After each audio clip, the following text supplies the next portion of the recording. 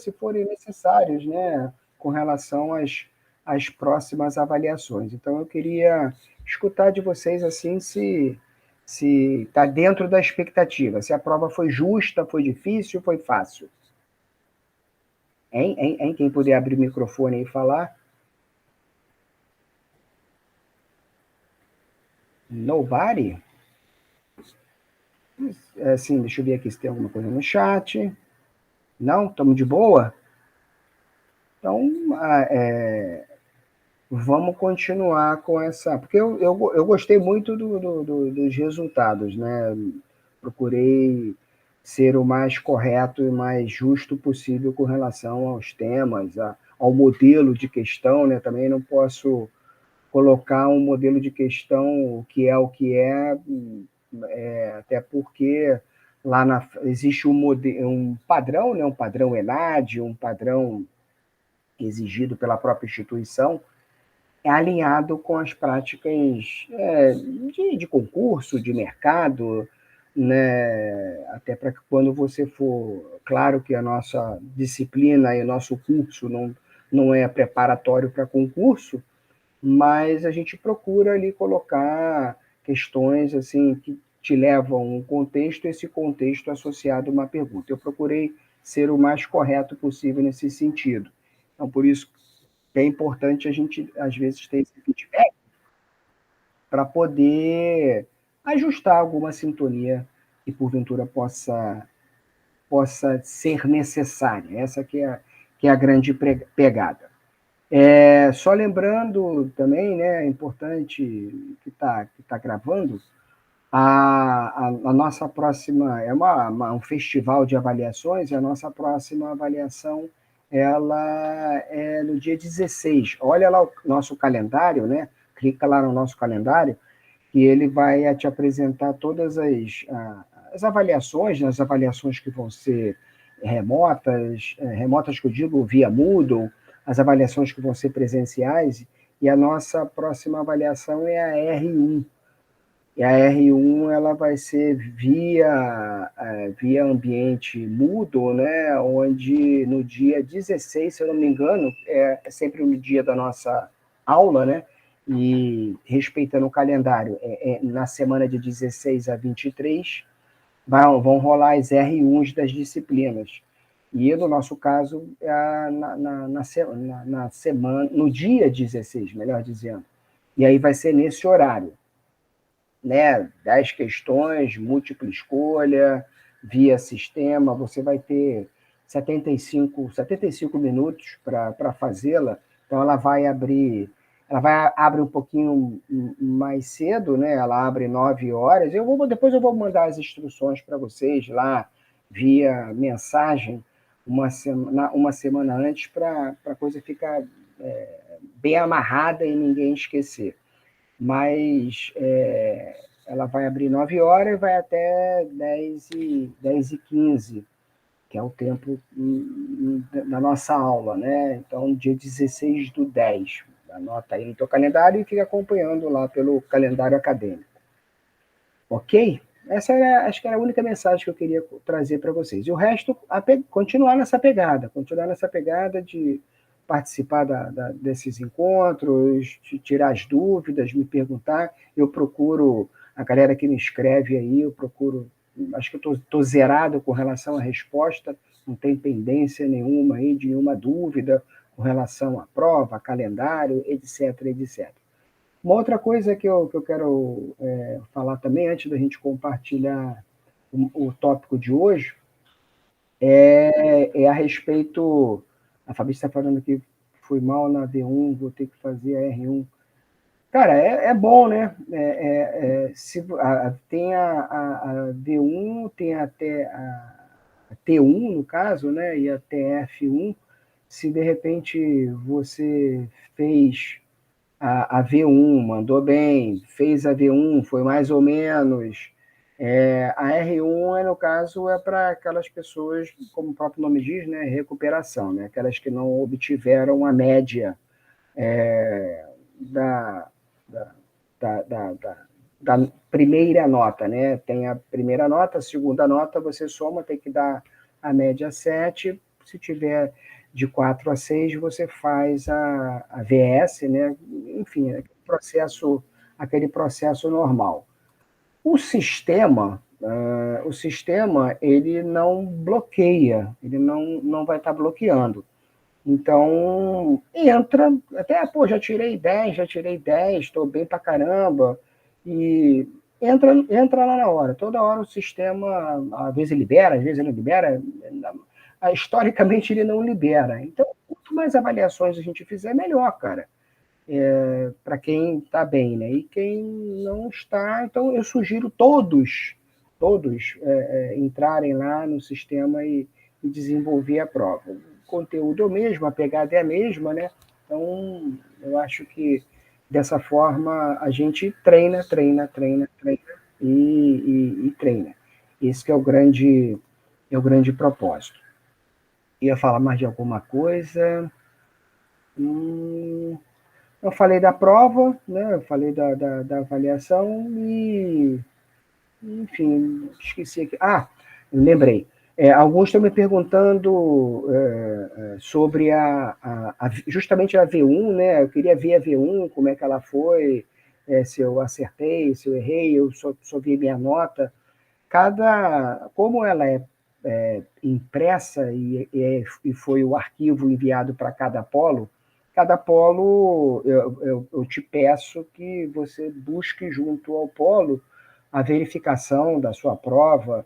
Eu te confesso que eu não sei qual é o procedimento padrão do polo. Eu acredito que, como tem um cartão resposta, você poderia, e aqui eu estou usando um tempo verbal, muito cuidado, poderia pegar a prova, né, levar para casa e marcar o cartão resposta e entregar o cartão resposta lá para o polo.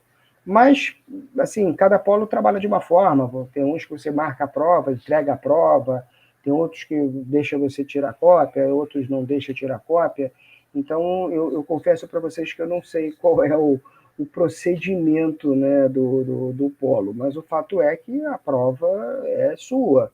Então, eu parto do pressuposto que depois que sair a sua nota e tudo mais, você poderia pegar a prova, a nota, seja lá qual for o procedimento do polo, junto fisicamente à prova para você até verificar alguma coisa e a gente trocar ideia aqui, poxa, Douro, não concordo com essa resposta, etc, etc. Essa que é minha avaliação, né? Mas assim, é sempre bom você alinhar com o polo. Vem cá, qual o procedimento aqui? Como é que faz? Como é que deixa de fazer? Como é que outros professores trabalham com relação à nota, né? Porque, na minha concepção, volto a dizer, a prova é tua. Então, se aproprie dela, melhor dizendo, né? Essa que é a minha forma de pensar. Ok? Era essas duas questões, né? A questão da próxima avaliação e a do polo. Qualquer dúvida que vocês tenham, por favor, estamos juntos, né? Me pergunte. Com relação eu queria dar continuidade ao tema custos, né? Por que é importante o tema custos, né? A gente falou nossa última avaliação, né, no nosso último encontro, melhor dizendo, antes da avaliação, a gente estava falando de custos, os tipos de custos que existem, né? Custo é importante porque é um gasto vinculado ao processo de produção da empresa, custo é importante porque ele ajuda a formar o preço de venda daquele produto, daquele serviço, custo é importante porque ele permite você com o número na mão, né, o número do custo que você vai ter para produzir aquele produto, para prestar aquele serviço, você consegue fazer projeções, orçamentárias para saber onde você vai estar daqui a 6 meses, um ano, o que você vai ser quando você crescer, né, como a gente fala, e custos, então, é muito importante. Nós falamos, né, foi até objeto da avaliação, os tipos, quais são os fatores de produção dos custos, que aí, lembrando, a mão de obra, a matéria-prima, né, os insumos da produção e aqueles outros gastos, aqueles custos indiretos de fabricação. Nós falamos isso, os fatores de produção dos custos. E falamos que os custos eles são acumulados, né, são absorvidos, né, dentro de um processo de produção, porque o processo de produção ele é contínuo, né?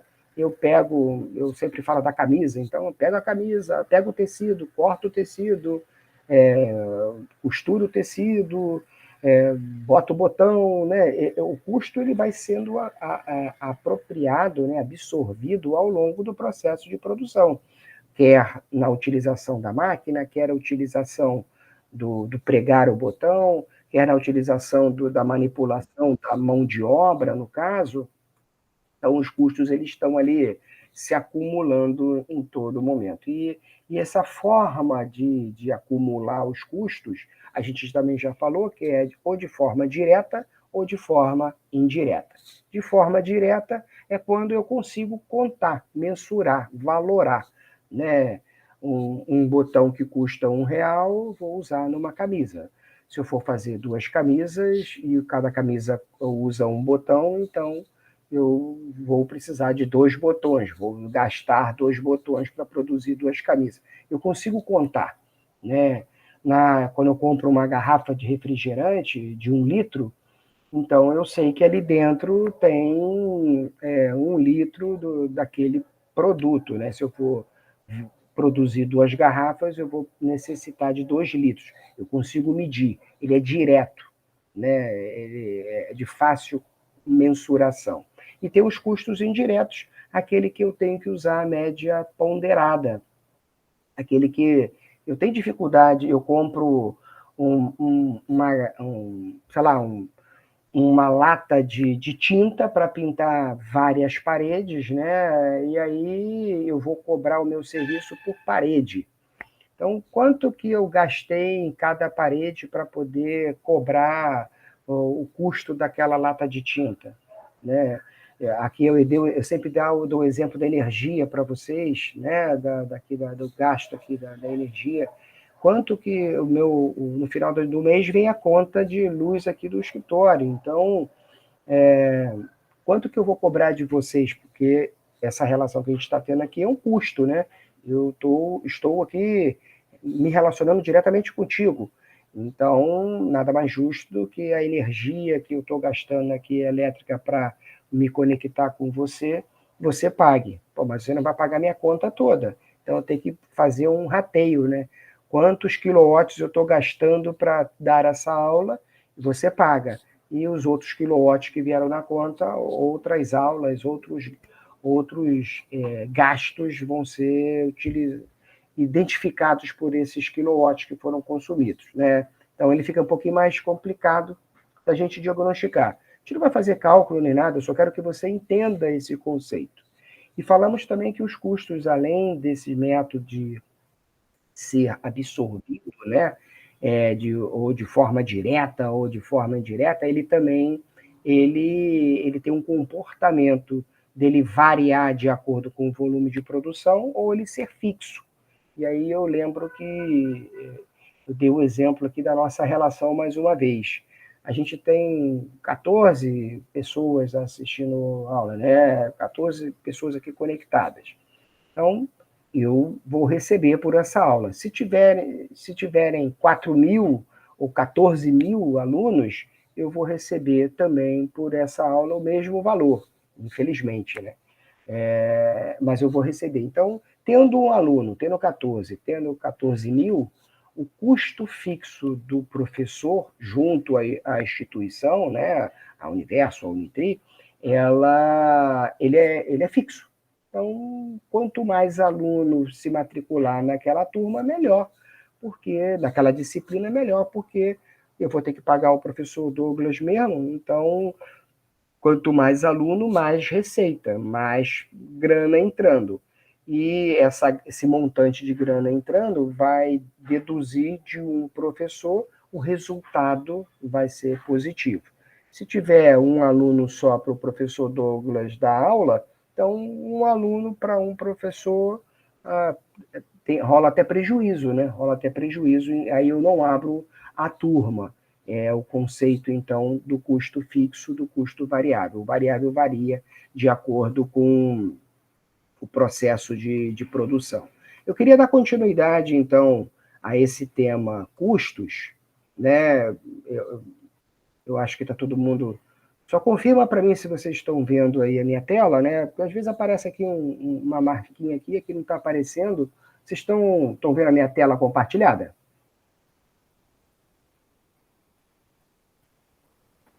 Tá, beleza. Obrigado, Fabrício. Valeu.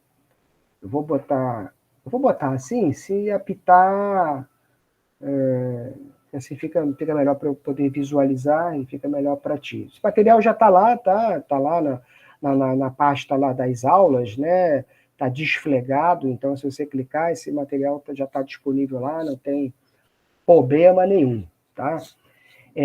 Eu queria colocar para vocês, apresentar para vocês, que a gente já entendeu que custo está associado a gasto que eu tenho vinculado ao processo de produção. Beleza.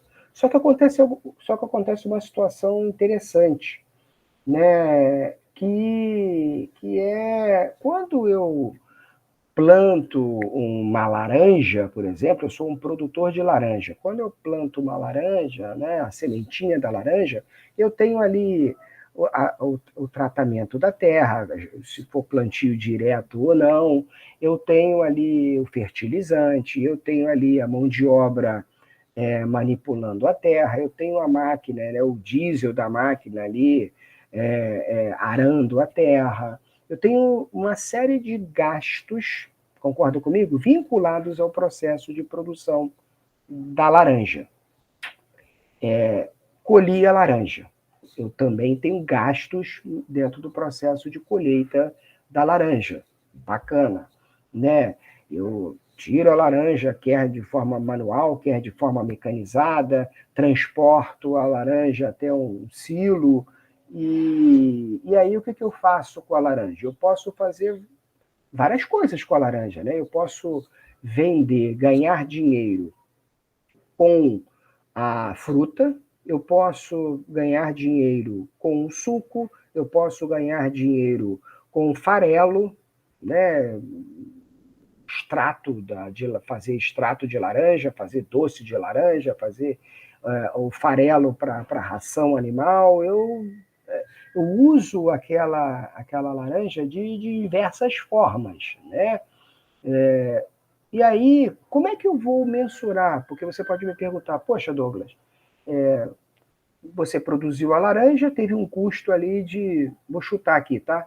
R$ 3 para produzir aquela laranja. Quando você vender aquela laranja, fruta, você vai vender a unidade, o quilo, sei lá, por R$ 5. Então, R$ 5 menos R$ 3, você ganhou R$ 2, né? Isso seria, sim, simples se a gente só tivesse tratando da fruta. Só que eu tive todo um custo para produzir aquela fruta e na hora de eu vender, eu não vendo só a fruta. Eu vendo a fruta, como eu falei, o suco, o sumo, o extrato, o farelo, etc, etc, etc. E aí, então, a partir desse preço, em todos eles eu vendo por preços diferentes. Em todos eles eu tenho, no meio do caminho em diante, custos diferentes. Aí você vai falar assim, pô, no meio do caminho? Não entendi. Porque o plantio, a adubagem, a colheita, o transporte, tudo isso é comum, né? Se eu vou vender fruta ou se eu vou vender laranja, o extrato não importa. Mas tudo isso é comum. Só que chega num determinado momento e eu vou precisar da embalagem. Chega num determinado momento para fazer o suco. Chega num determinado momento que eu vou precisar da máquina para fazer o farelo lá da laranja para transformar numa ração animal. Chega num determinado momento que eu vou precisar, sei lá, congelar a laranja para fazer uma polpa de laranja. E aí eu vou ter outros custos, outros gastos associados. E aí, eu, então, preciso controlar esses meus custos através do que a gente chama de produção conjunta. Existem vários tipos de você acumular, absorver os custos de produção.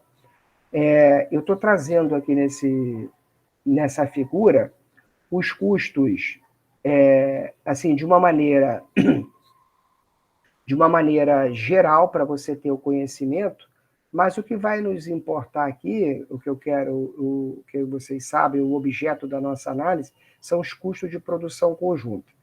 Mas para vocês não ficarem no vácuo, né, eu trouxe todos os tipos de custos, de acumulação de custos existentes, que são os custos voltados para o processo de produção, e um deles é a produção conjunta, e custos voltados para o processo de gestão, né, que eu controlo esses custos por departamentos organizacionais ou por centros de custos dentro das empresas. Isso aqui é uma pegada mais administrativa, uma pegada mais de gestão e mais voltado para a contabilidade de custos. Então, vamos deixar isso para depois, para outras disciplinas. O que eu quero que a gente se prenda aqui é a produção conjunta.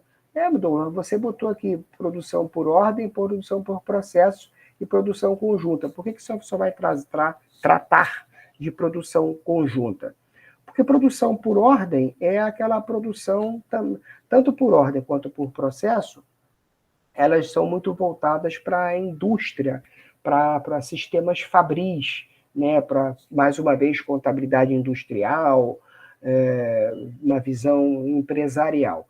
Por ordem de produção é quando você vai numa... A diferença de ordem de produção e produção por processo é fácil a gente entender, para efeito de curiosidade. Por ordem é quando você quer comprar um móvel de cozinha e aí, ao invés de você ir na Casas Bahia, ou no Ponto Frio, ou nessas lojas que vendem móveis, né, de cozinha, o móvel já pronto, você só vai escolher a cor do móvel, né? O móvel ele foi produzido por processo, ou seja, ele é produzido e colocado no comércio. O cliente vai lá e compra aquele modelo com aquela especificidade, com aquele tamanho, da cor que ele bem entender, né? Mas é aquele. Eu queria que o móvel tivesse mais uma gaveta. Não, não rola. Eu queria que essa porta abrisse ao contrário. Não, não rola. É aquilo dali, porque ele foi produzido por processo. Isso diminui o custo de produção. E tem aquela situação, que é por ordem, né? Ordem de serviço, onde você quer comprar o mesmo móvel de cozinha, e só que essa cozinha é torta, é bicuda, é fora de ângulo, e aí você queria comprar um móvel customizado para a sua cozinha. Você vai numa loja, né, e o cara desenha o módulo ali da cozinha para você, né? O móvel da cozinha, botando a gaveta do jeito que você quer, do tamanho que você quer, na altura que você quer, a porta abrindo para o lado que você quer, ou seja, ele é produzido por ordem de produção, esse móvel. Isso encarece o custo, né? Isso encarece o custo, por isso que fica mais caro, né? Porque a mão de obra, ao invés de produzir em série, em processo, de forma contínua, ela vai produzir ali customizado para você. O cara só vai fazer o seu trabalho. E aí, naturalmente, fica mais caro os fatores de produção, que é a manipulação da mão de obra, os insumos da produção e os custos indiretos de produção. O cara, em vez de usar a máquina dele para cortar uma madeira, ao invés de cortar 50 madeiras, ele vai cortar só para usar uma madeira. Então, por ordem e por processo, o que eu quero me prender é essa produção conjunta. E o que é a produção conjunta? Olha o nosso amigo aí, ó, na tela. Nosso amigo Boi. O boi ele é vendido por arroba, né? Até botei ali, né? O, cada arroba, né? 15 quilos, dependendo da região, né? Cada região tem ali 13 quilos e tal, mas em média 15 quilos a arroba, e o valor da arroba ela é de acordo com a feira também de negócios internacionais, né? É também um produto que é comercializado internacionalmente, e o valor da arroba, até botei aqui, ó, tá R$ 222, R$ 221 o quilo da arroba. Você vai lá, eu vou lá comprar um boi no fabricante, lá, no produtor, melhor dizendo, de boi. Então o cara lá teve um custo de produção, de alimentação, de tratamento, de vermifugo, etc, etc, etc. O boi lá chegou na quantidade de arrobas ideal para ser abatido, ele me vende que eu vou abater esse boi. Só que na hora que ele me vende, ele vai me vender o boi inteiro, né? Inteiro. E eu vou fatiar o boi, né? É, começando aí pela picanha, e cupim, etc, etc. Então, se a gente for ver aqui a figura do boi, teve um custo para ele chegar até esse tamanho e ser abatido. Só que tem um detalhe. Por quanto que eu vou vender a picanha? Por quanto que eu vou vender o acém? Por quanto que eu vou vender a fraldinha? O custo de produção é o mesmo, porque a água, a ração, a medicação, a higienização do boi, ela foi a mesma. Só que na hora de comercializar, necessariamente, eu preciso considerar, deixa eu voltar aqui, eu preciso considerar preços diferentes, né?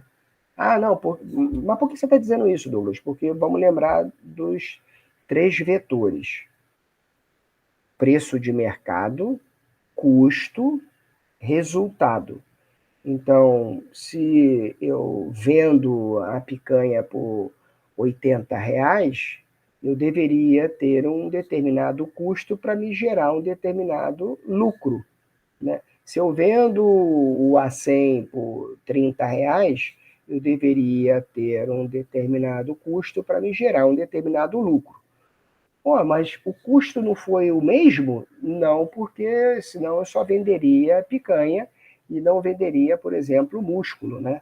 Músculo, o preço de venda dele é menor, infinitamente menor, do que o preço da picanha, né? E o preço do rabo é infinitamente menor do que o preço do contrafilé. Só que o custo é o mesmo. Então, é mesmo fazendo aqui uma correlação da nossa aula, né? Uma sala de aula com 100 alunos é diferente de uma sala de aula com 10 alunos. Mas a sala de aula. Por que é diferente? Porque a receita produzida por 100 alunos é maior do que a de 10 alunos, sendo que o custo é o mesmo. Sendo que o custo é o mesmo. Então, o lucro da sala de aula de 100 alunos vai ser maior, claro, do que da sala de aula de 10 alunos. É fácil fazer essa conta porque a gente só está falando de um custo do professor aqui, né? Mas aqui a gente está falando de vários custos que eu tenho que dividi-los, ponderá-los de uma forma justa, porque não é correto eu dizer que eu tive um custo de, R$ 1.000 com esse boi, e daí eu preciso vender, pego os R$ 1.000, divido pela quantidade de arrobas, etc, etc, eu chego ali a um valor de R$ 50, o custo por quilo, né? Acho que você está entendendo. Então, eu fiz um cálculo, o custo por quilo são R$ 50. Se eu for vender uma picanha, eu vou ganhar dinheiro. Se eu for vender pescoço, eu não vou ganhar dinheiro, eu vou perder dinheiro. E aí, como é que eu faço? Então, eu tenho que tratar esses custos de uma forma ponderada, né? E é o que eu estou dizendo aqui. Produção conjunta é onde até um determinado processo de produção eu tenho os 3 fatores de produção caminhando juntos: matéria-prima, mão de obra, custos indiretos de fabricação. Então, eles estão caminhando juntos até um determinado ponto.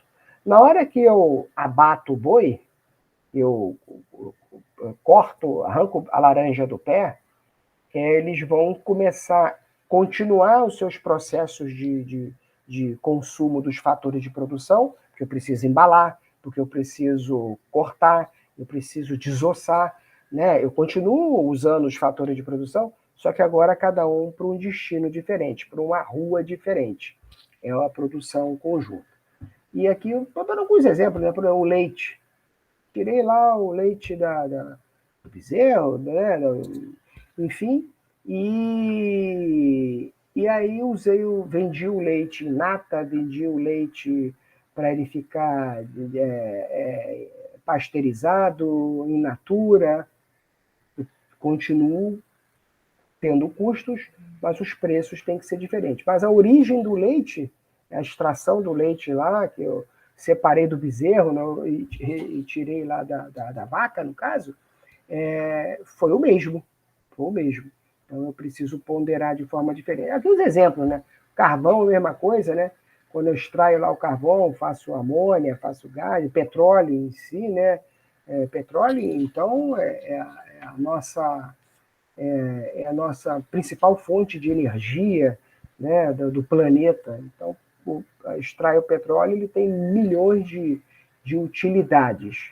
Eu preciso dimensionar esses custos conjuntos. Como é que eu faço esse controle, essa separação desses custos conjuntos? Acho que vocês já entenderam, né? Eu venho carregando, acumulando eles até um determinado ponto, e num determinado ponto, que a gente chama de ponto de ruptura, né? Ele começa a se ramificar. Ou, no caso do leite, o leite in natura, leite pasteurizado, leite desnatado, leite em saquinho, e aí, etc, etc, etc. É um pouco disso aí que eu quero que vocês entendam dentro desse conceito. Né? É fácil fazer isso? O que tu acha, cara? Eu acho que não, né? Não tem nada de fácil nisso, porque o fator crítico de sucesso aqui, quando a gente fala de custos, né? E aqui não importa se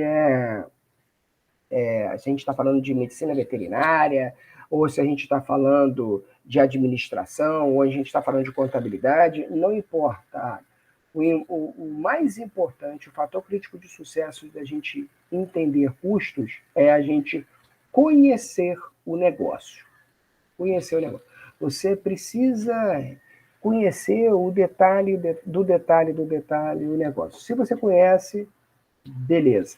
Aí você vai poder claramente diagnosticar, pô, isso aqui eu posso jogar fora, isso aqui eu preciso de mais, isso aqui... É que nem um time de futebol, né?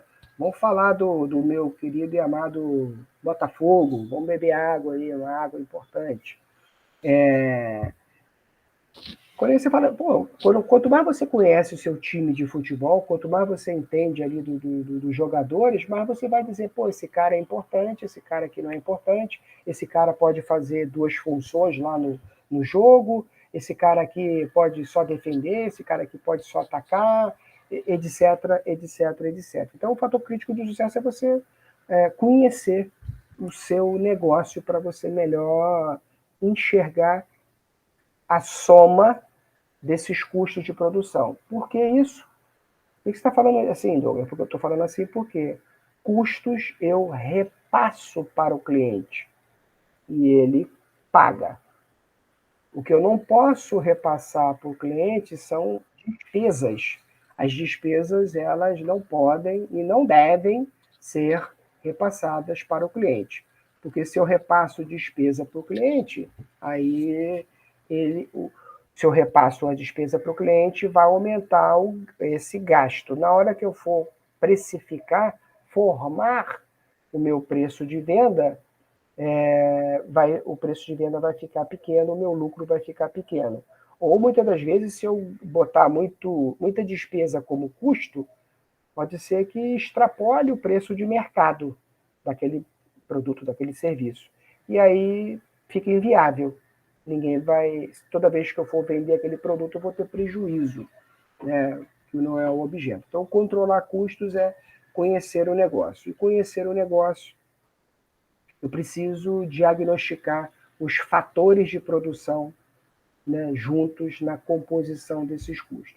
No caso dos custos conjuntos, é o que a gente está tratando hoje, né, batendo esse papo hoje, existem 4 formas, na verdade uma só, tá? É esse cara aqui. Mas, academicamente falando, 4 formas da gente identificar, enxergar esses custos num processo de produção conjunto, né? É o valor de mercado, a igualdade do lucro, volume produzido e o método das ponderações. Eu dei uma pipocada aqui, né? Falei, pô, na verdade um só, porque é só esse aqui que é tratado no mercado. Eu, particularmente, apesar da literatura apresentar os 4 modelos para a gente, o mercado só trata dessa forma aqui. E é fácil você entender o porquê disso quando a gente volta a falar do boi. Eu não posso. Quem vai definir o preço da picanha, quem vai definir o preço do acém é o consumidor, né? É quem está demandando, né? É o comprador da carne que vai definir. Não sou eu. Se você está vendendo uma picanha a R$ 50 e o outro está vendendo a R$ 90, o mesmo produto, eu vou comprar onde? A mesma qualidade, a mesma gordurinha, eu vou comprar a picanha onde? No mais barato. Então, quem define o preço de mercado é o próprio mercado. Daí, essa que é a pegada desse método de apropriação. Se eu tenho um custo de produção para criar o boi, abater o boi, cortar o boi, desossar o boi, para poder vendê-lo em pedaços, cada pedaço desse está entupido de custos. Mas eu não posso considerar o preço de forma desse custo uniforme, porque senão eu só vou vender picanha. E é um pouco disso que ele fala. O método de mercado que eu botei aqui, ó, é o mais usado. Ele é o mais usado. E qual é a chave que a gente usa dele? O preço de mercado, a receita. Então, se eu tenho tem um exemplo aqui que a gente vai ver com o número, né? Mas se eu tenho um bolo aqui, é a história da ponderação de custos, né? E eu ganho 90% mais dinheiro vendendo picanha, então 90% desse bolo vai para a picanha. Se eu ganho 10% só vendendo músculo, então 10% desse bolo, desse custo de bolo, vai para lá pro acém, né, pro rabo lá, por aquele item que eu tô comercializando. Então, apesar de eu ter um bolo de custos, o preço de mercado das peças é que vai ditar quanto que eu vou tirar desse bolo do custos para ser alocado no produto. Então, consequentemente, o que eu estou dizendo é o seguinte: nesse método de valor de mercado, a picanha, o contrafilé, a alcatra, que são teoricamente as carnes de primeira, né, aquelas carnes mais nobres, elas vão morder, vão dar uma mordida maior nesse bolo de custos, porque eles têm um preço de venda maior. Então eu faço a ponderação. Essa aqui é a brincadeira aqui da relação. Quanto mais alto o valor de mercado, mais ele vai morder do bolo de custos, né? Então, quanto menor o valor de mercado, menos ele vai morder do bolo de custos. Eu vou pular, depois eu vou voltar aqui, tá? mas eu vou pular aqui. Cadê? Para a gente entender num formato de exemplo. No formato de exemplo. Depois eu volto lá para a gente ver os outros. Mas olha o conceito aqui do que eu estou falando, de você identificar o bolo de custos e aí depois você distribuir de acordo com o valor de mercado. Quais seriam os custos de produção para fabricar dois produtos, né? Produto A, produto B. Coprodutos aqui, ou seja, do boi, voltando a falar aqui do boi eu tenho aqui o a picanha e o B, o patinho, né? Sendo que os custos conjuntos, matéria-prima e custos de transformação, né, uso de maquinário, máquina de cortar, energia da máquina, a serra, para cortar o osso, etc., foram o seguinte: os custos conjuntos foi R$50 mil. Ih, caramba, eu tenho que pegar R$50 mil e dividir parte para A, parte para B. Pega 25 e divide para cada um, Douglas. Pô, mas aí tem um detalhe. O preço de venda do produto A, R$6 por quilo. O preço de venda do produto B, R$4 por quilo. Não é justo eu pegar 50 mil reais, que é esse valor aqui, e dividir por 2, né? Porque um tem um preço de mercado maior do que o outro. Então, não é correto eu agir dessa forma, porque dá a entender que o produto B está carregando o produto A. O produto A está tranquilinho, ele tem um preço de venda maior, ele é bem visto no mercado, e ele está tendo os mesmos custos de produção de B. Isso não é correto, né? Então a gente tem que ponderar, tem que usar o valor do mercado. Foram produzidos 60 mil quilos do A e 20 mil quilos do B. O cara deu uma atenção maior aqui ao preço maior, mas eu tenho o custo que foi o mesmo. Eu não posso dar o tratamento igual, porque o preço de venda é diferente e a produção é diferente. Aqui, só basta falar do boi, né? Um boi que tem lá,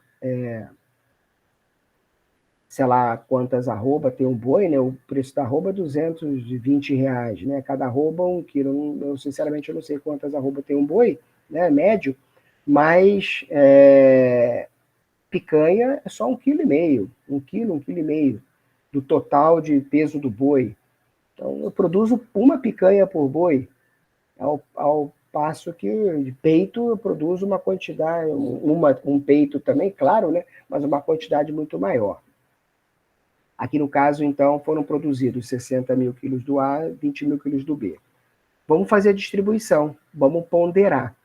Vamos somar isso aqui, 60 mais 20, e que eu estou botando aqui, para identificar a produção conjunta. O produto A foram 60 mil quilos produzidos, e eu vou fazer um preço de venda de R$6 por quilo. Então, 60 vezes 6, 360 mil. Essa primeira linha aqui é a linha do produto A. Show?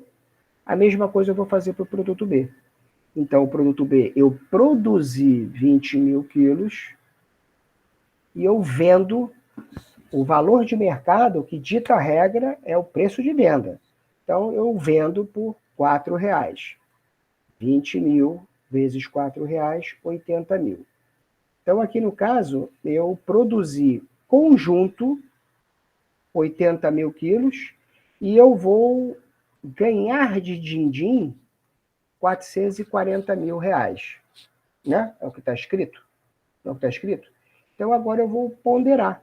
Quanto que 440, quanto que 360, que é do A, está dentro do 440, e quanto que 80 está dentro do 440, para poder achar uma fração, e essa fração eu alocar a esse custo de produção. É o que eu estou fazendo aqui, ó.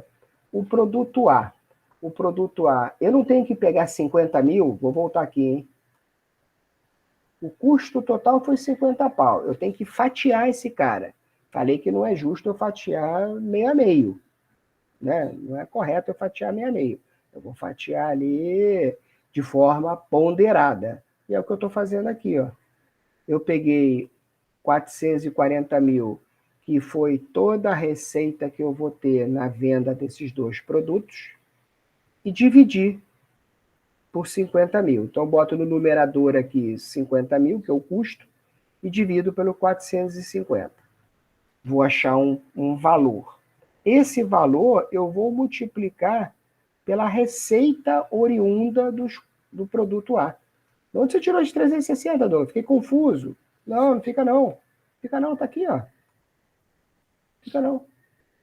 Então, na verdade, eu peguei esse resultado, eu peguei 50, dividi por 440, cheguei a um valor.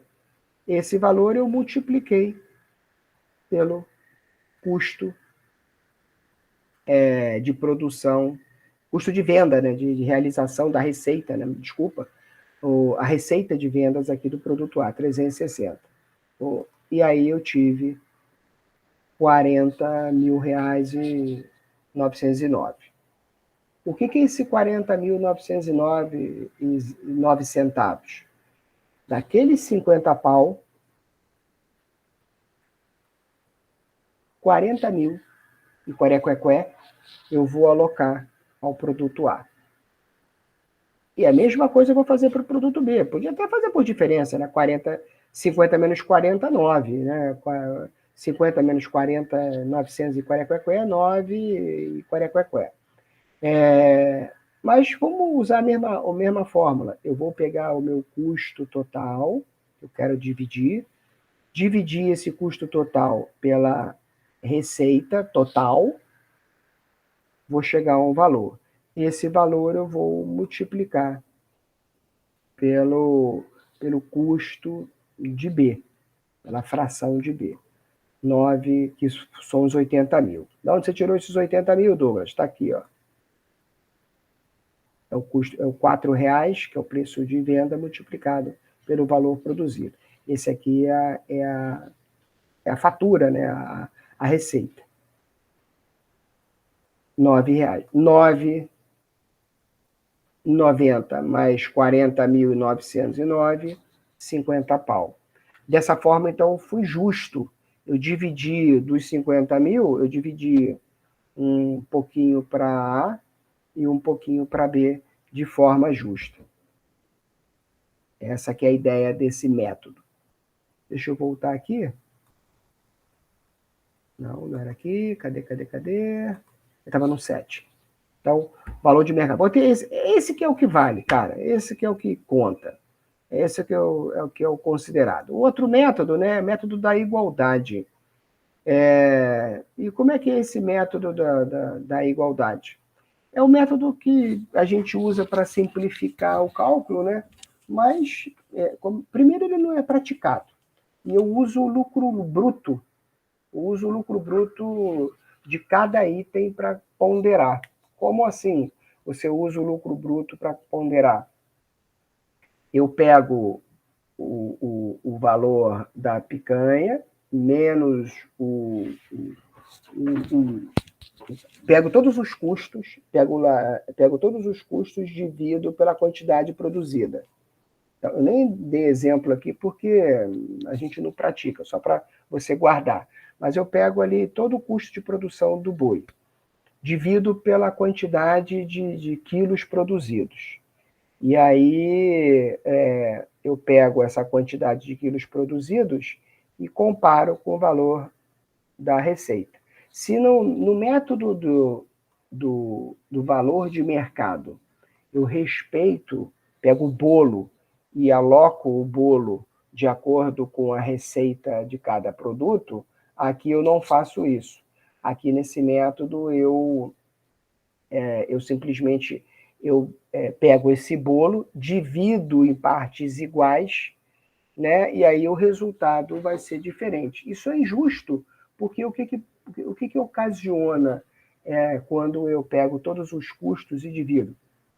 significa dizer que eu não vou vender nunca o rabo do boi. Significa dizer que eu não deveria vender nunca o músculo. Eu não deveria nunca vender o peito. E sempre vender as carnes nobres. Isso não existe, né? Isso não existe, né? Isso não tem sentido. No caso da laranja, eu não deveria vender nunca a laranja in natura. Eu deveria vender sempre o suco, porque o suco ele me rentabiliza mais do que a própria laranja in natura. Isso não existe, né? Então, tratar os custos de uma forma igualitária, por igualdade, isso não rola. Considerar os custos por volume produzido, cara, também não rola. Não tem sentido nenhum eu tratar os custos de uma forma igualitária. A quantidade de alcatra, uma alcatra tem, sei lá, 5 quilos, a picanha tem 1 quilo. Então, eu pegar 5 quilos de alcatra e tratar da mesma forma que 1 quilo de picanha, tá tudo errado, né? Porque os preços são diferentes e aqui eu produzo 5, aqui eu só produzo uma. Então, eu não posso comparar 5 com uma. É o que ele usa nesse método, né? Não costuma ser o método utilizado, claro, né? O custo de cada produto passa a ser igual para todos. Eu não posso falar que o custo de 1 quilo de picanha tem o mesmo custo de 1 quilo de rabo, né? Porque o rabo basta eu dar um corte, penso eu, né? Nunca desossei um boi, mas rabo você a língua, pega a língua e você dá um corte na língua para você fazer uma picanha, né, naquele formato triangular, tal, para que é comercializado, você tem que dar vários cortes. Então você tem um custo muito maior ali de manipulação da peça. É nesse sentido que ele está falando. E o método das ponderações. Esse, então,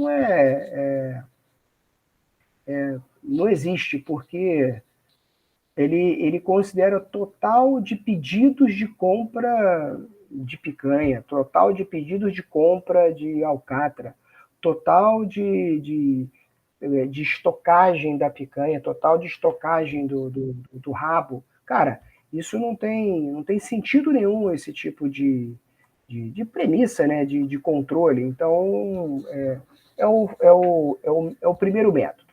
É o primeiro método, é o valor de mercado que a gente trata.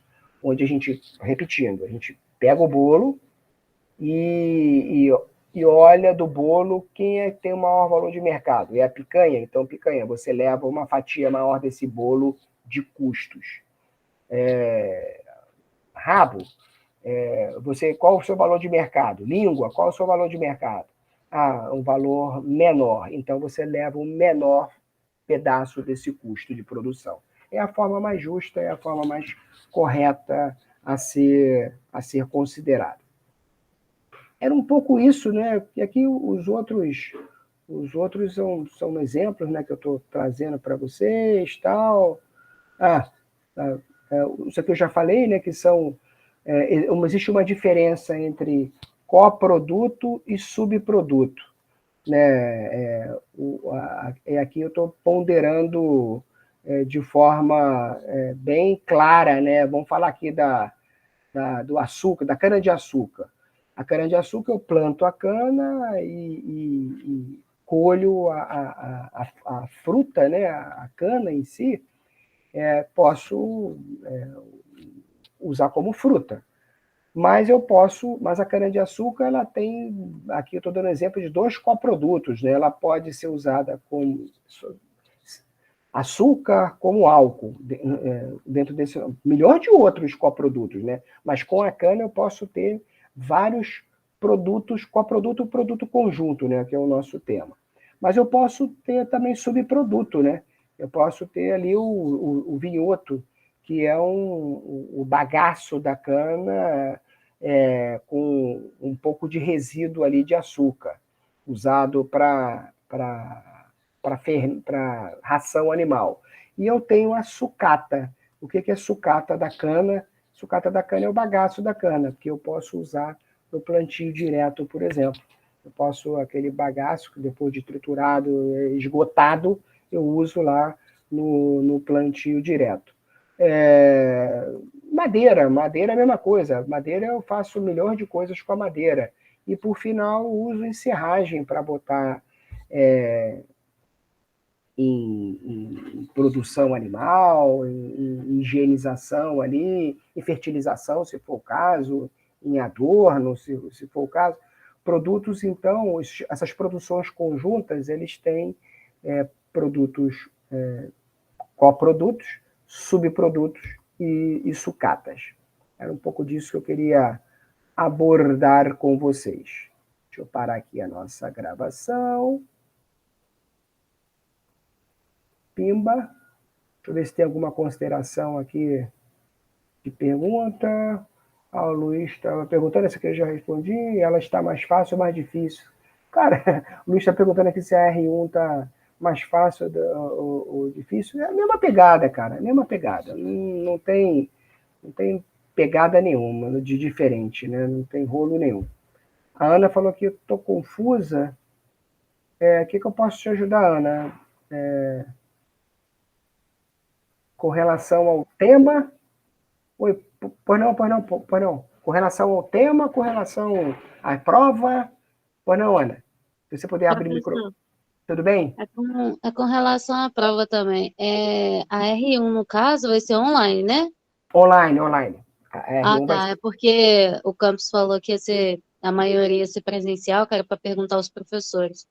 Não, não, não, não. Tá até aqui, ó. Deixa eu até. Eu vi que tava. Aí eles falaram, que provavelmente ia ser online sim, só que pediram para eu perguntar.